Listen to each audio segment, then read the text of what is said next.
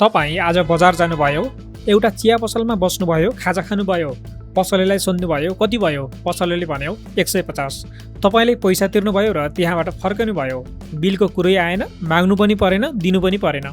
यो एउटा साधारण दृश्य जस्तो लाग्छ होइन, तर त्यही 1 मिनटको व्यवस्थाले तपाईँले लाखौँ रुपियाँ गुमाइरहनु भएको हुनसक्छ। किनभने अहिले त्यही सामान्य बिल एउटा लटरी टिकट बनेको छ, दैनिक 1 लाख, 15 दिनमा 10 लाख। यो कुरा अहिले जताततै छ, फेसबुकदेखि युट्युबसम्म। तर धेरैले आधा कथा मात्र सुनाएका छन्। पैसा कसरी जितिन्छ त्यति मात्र, कुन बिलले काम गर्दैन, कहाँ फस्न सकिन्छ र जितेको पैसा कसरी हातबाट फुत्कन सक्छ त्यो कसैले भनेको छैन। भिडियोलाई अन्त्यसम्म हेर्नुहोस्, किनभने यस भिडियोमा हामी तपाईँलाई प्रत्येक कुराको बारेमा विस्तृत जानकारी दिनेछौँ। आजको विषय सरकारले ल्याएको बिल लटरी योजनाको बारेमा हो। यसको आधिकारिक नाम अलि लामो छ, करदाता प्रोत्साहन उपहार कार्यक्रम। तर बुझ्न सजिलो, बिल लिनुहोस्, लाखौँ जित्नुहोस्। र यो कुनै भविष्यमा आउने योजना होइन, यो अहिले नै चलिरहेको छ। यदि तपाईँ चाहनुहुन्छ भने आजैको बिलदेखि सहभागी हुन सक्नुहुन्छ। किन ल्यायो सरकारले यो योजना? कारण सोझो छ, सरकारले जति राजस्व उठाउन लक्ष्य राखेको थियो त्यति उठेन, लक्ष्यभन्दा निकै तल रह्यो र यो वर्ष झन् बढी लक्ष्य राखिएको छ।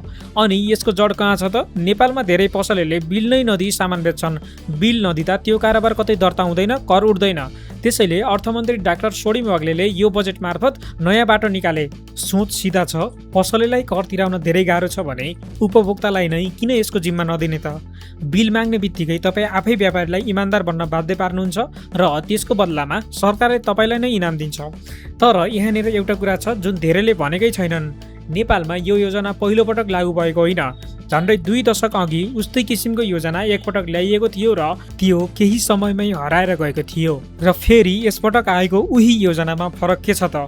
अहिले क्युआर कोड छ, डिजिटल भुक्तानी छ, केन्द्रीय बिलिङ प्रणाली छ र यी सबै आपसमा जोडिएका छन्। त्यसैले यसपटक कारोबार स्वतः ट्र्याक हुन्छ, पहिले यो सम्भवै थिएन। र एउटा रोचक तथ्य, यस्तै मोडल ताइवानमा सन् 1951 देखि नै चलिरहेको छ र त्यहाँ यो निकै सफल भएको छ। के यो कुनै अस्थायी घोषणा मात्र हो? यहाँ स्वाभाविक प्रश्न उठ्छ, यो कानुनी रूपमै आएको हो कि केवल एउटा राजनीतिक चोचले बाजी हो? होइन, यो हावादारी घोषणा होइन। सरकारले यसका लागि छुट्टै कार्यविधि नै जारी गरेको छ र यसलाई लागू गर्ने जिम्मेवारी दिएको छ आन्तरिक राजस्व विभाग अर्थात् आइआरडीलाई। अर्थात् कुनै दिन यो त एउटा प्रचार मात्र थियो भनेर हराउने सम्भावना यसपटक धेरै कम छ। सायद अहिले तपाईँ सोच्दै हुनुहुन्छ यो त कुनै विशेष वर्गका लागि होला। होइन, शर्त एकदम सोझो छ, तपाईँले नेपालभित्रै आफ्नै प्रयोगका लागि केही किन्नुभएको हुनुपर्छ, व्यापारको उद्देश्यले होइन, र त्यो खरिद 100 रुपियाँभन्दा माथिको हुनुपर्छ। बस यति नै। चिया खाजा खानुभयो, बिल लिनुहोस्, कपडा किन्नुभयो, बिल लिनुहोस्। तर एउटा शर्त भने छ, तपाईँले किनेको पसल भ्याट वा प्यानमा दर्ता भएको हुनुपर्छ र बिल सक्कली हुनुपर्छ। अब मूल कुरा, सहभागी कसरी हुने? यहाँ 2वटा बाटो छन् र यो पूर्णतया तपाईँले कसरी पैसा तिर्नुभयो भन्नेमा भर पर्छ। पहिलो बाटो डिजिटल भुक्तानी, क्युआर, मोबाइल बैंकिङ, कार्ड जुनसुकै भए पनि यसमा तपाईँले अतिरिक्त केही गर्नु पर्दैन। पैसा तिरेपछि बिल लिनुहोस्, बस। प्रणालीले आफै तपाईँको कारोबारलाई लटरीमा हालिदिन्छ। दोस्रो बाटो नगद भुक्तानी। नगद तिर्नुभयो भने थोरै थप काम गर्नुपर्छ। सरकारले यसका लागि नयाँ वेबसाइट खोलेको छ, price.ird.gov.np। त्यहाँ गएर बिलमा भएको केही सामान्य विवरण भर्नुपर्छ, बिल नम्बर, पसलेको प्यान, खरिद रकम र आफ्नो मोबाइल नम्बर, बस यति हो। तर यही एउटा भ्रम फैलिएको छ जुन सुधार्नु जरुरी छ। केही भिडियो र वेबसाइटले भन्छन् सहभागी हुन तपाईँको आफ्नै प्यान चाहिन्छ। त्यो गलत हो, तपाईँको आफ्नो प्यान चाहिँदैन, चाहिने त पसलेको प्यान हो जुन बिलमा पहिल्यै लेखिएको हुन्छ। अब यहाँ बुझ्नुपर्ने कुरा, कुन बिलले लोटरी जित्दैन? यो भाग नबुझी अघि बढ्नुभयो भने तपाईँको समय सिधै खेर जान्छ। केही खालका बिल यस लटरीमा पटक्कै समावेश हुँदैनन्। व्यापारका लागि किनेको सामान, त्यसमा तपाईँले 1 रुपियाँ पनि जित्न सक्नुहुन्न। बिजुली, टेलिफोन, इन्टरनेट बिल, यी पनि होइन। गाडी वा मालवाहक भाडा, यो पनि होइन। हवाई टिकट, यो पनि होइन। सरकारी निकायले गरेको खरिद, यो पनि होइन। त्यसैले यदि तपाईँ महिनाको बिजुली बिल तिरेर अब त लाखौँ जित्छु भन्दै हुनुहुन्छ भने माफ गर्नुहोस्, यो सम्भव छैन। यहाँ एउटा ट्विस्ट छ, ध्यान दिनुहोस्। जुलाईमा जब यो योजना पहिलोपटक घोषणा भयो भनिएको थियो दैनिक विजेताले लगभग 1.25 लाख रुपियाँ पाउँछन्। तर अगस्तमा जब वास्तविक वेबसाइट खुल्यो, अङ्क अलि फेरियो। अहिले लागू भइरहेको अनुसार दैनिक एकजना विजेताले 1 लाख रुपियाँ पाउँछन् र 15 दिनमा एकजनाले 10 लाख रुपियाँ बराबरको बम्पर पाउँछन्। पुरानो भिडियो हेरेर 1.25 लाखको आशमा नबस्नुहोला, अहिलेको सही अङ्क दैनिक 1 लाख नै हो। अब यहाँनिर सबैभन्दा महत्त्वपूर्ण कुरा जुन प्राय कसैले भन्दैन, सरकारले तोकेको 1 लाख वा 10 लाख भनेको तपाईँको हातमा आउने रकम होइन। यो ग्रस पुरस्कार हो, अर्थात् करकट्टा हुनु अघिको रकम। नेपालको आयकर ऐन अनुसार लटरीबाट प्राप्त हुने कुनै पनि पुरस्कारमा 25% कर स्वतः कट्टा हुन्छ। अर्थात् दैनिक 1 लाख जित्नुभयो भने कर कटाएर हातमा आउने रकम लगभग 75,000 मात्र हो र 10 लाखको बम्पर जित्नुभयो भने हातमा आउने रकम लगभग 7.5 लाख मात्र हो। पुरा 1 लाख वा पुरा 10 लाख होइन। यो हिसाब मनमा राखेर मात्र योजना बनाउनुहोस्, नत्र पछि निराश हुनुपर्छ। अब विजेता कसरी छानिन्छ त? लक्की ड्रको विजेता महिनामा 2 पटक मात्र छानिन्छ, महिनाको पहिलो गते र 16 गते। पहिलो महिनाको ड्रमा अघिल्लो महिनाको 16 देखि मसान्तसम्मका कारोबार समावेश हुन्छन्। 16 गतेको ड्रमा चालु महिनाको 1 देखि 15 सम्मका कारोबार समावेश हुन्छन्। छनौट कम्प्युटरबाटै हुन्छ र यो प्रक्रिया लुकाएर होइन, खुला ठाउँमा हुन्छ, सरकारी अधिकारी, पाहुना र सञ्चार माध्यमको उपस्थितिमा। मानौ तपाईले लोटरी जित्नुभयो, अब के गर्ने? पहिलो विभागले तपाईलाई एसएमएस र इमेलबाट खबर गर्छ र नाम वेबसाइट तथा सामाजिक सञ्जालमा पनि सार्वजनिक गर्छ। अब यहाँ धेरैले सोध्ने प्रश्न, दाबी गर्दा साँच्चै सक्कली बिल नै चाहिन्छ कि उही कुरा फोनमा देखाए पुग्छ? जवाब स्पष्ट छ, सक्कली बिल अनिवार्य चाहिन्छ, फोटोकपी होइन, स्क्रिनसट होइन, पसलले दिएको त्यही मूल कागज। त्यसैले बिल लिएपछि त्यसलाई फ्याक्नु हुँदैन, सुरक्षित राख्नुहोस्। चाहे डिजिटलतिरको भए पनि दाबी गर्ने प्रक्रिया यस्तो छ। घोषणा भएको 15 दिनभित्रै नजिकैको आन्तरिक राजस्व कार्यालयमा स्वयं गएर निवेदन दिनुपर्छ। साथमा लैजानुपर्ने कागजात सक्कली बिल, नागरिकता वा राष्ट्रिय परिचय पत्र जस्तो कुनै एक परिचय पत्र र आफ्नो बैंक खाताको विवरण।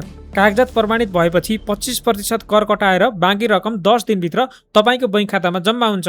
अब सबैभन्दा ठुलो गल्ती जुन धेरैले पछुताउँछन्, यदि 15 दिनभित्र दाबी गर्नु भएन भने त्यो पैसा तपाईँबाट सिधै खोसिन्छ र प्रधानमन्त्री दैवी प्रकोप उद्धार कोषमा जान्छ। अर्थात् जितेर पनि ढिलो गर्नुभयो भने पैसा हातै लाग्दैन। र अर्को कुरा, बिल जाँचमा नक्कली फेला पर्यो भने कुरा केवल पैसा नपाउनेमा सीमित रहँदैन, कारबाही समेत हुन सक्छ। त्यसैले नक्कली बिल बनाएर दर्ता गर्ने कुनै प्रयास कहिले नगर्नुहोस्। अब तपाईँलाई बिल लटरीको पुरा तस्बिर थाहा भइसक्यो, तर कथा यतिमै सकिँदैन। सरकारले यससँगै अर्को सुविधा पनि ल्याएको छ, भ्याट रिबेट। अर्थात् डिजिटल भुक्तानी गरी सामान किन्दा 10% भ्याट फिर्ता समेत पाउन सकिन्छ। यी दुवै सुविधा मिलेर एउटै लक्ष्यतिर लगिएका छन्, बिल लिने बानी बसाउने र डिजिटल भुक्तानीलाई बढावा दिने। अब कुरा गरौँ त्यो भागको जुन कसैले भन्दैन, त्यो हो जोखिम। धेरै भिडियोले लखपति बन्नुहोस् भन्दै रमाइलो पाटो मात्र देखाएका छन्, तर सिक्काको अर्को पाटो पनि छ र यो जान्नु उत्तिकै जरुरी छ। पहिलो, साना पसलेहरू यसबाट चिन्तित छन्, किनभने बिल दिने भनेको उनीहरूले कर तिर्नुपर्ने कुरा पनि हो। केहीले मूल्य बढाउन सक्छन् वा बिल नदिने अर्को बाटो खोज्न सक्छन्। दोस्रो, आइआरडी आफैले भनेको छ प्राविधिक रूपमा तयार छौँ, ठुलो समस्या नआए मात्र नतिजा निकाल्छौँ। यसको अर्थ प्रणाली अझै नयाँ छ र सुरुका महिनामा ढिलाइ हुन सक्छ। तेस्रो, पहिलेको प्रयास असफल भएको इतिहास छ, त्यसैले यसपटक पनि दिगो नहोला कि भन्ने आशंका आर्थिक विश्लेषकहरूको छ। र चौथो, यो सबैभन्दा जरुरी पनि छ, नक्कली वेबसाइट र फोन कलको जोखिम। कोही आइआरडी लोटरी एजेन्ट भनेर तपाईँको बैंक विवरण, प्यान वा ओटिपी माग्न सक्छ।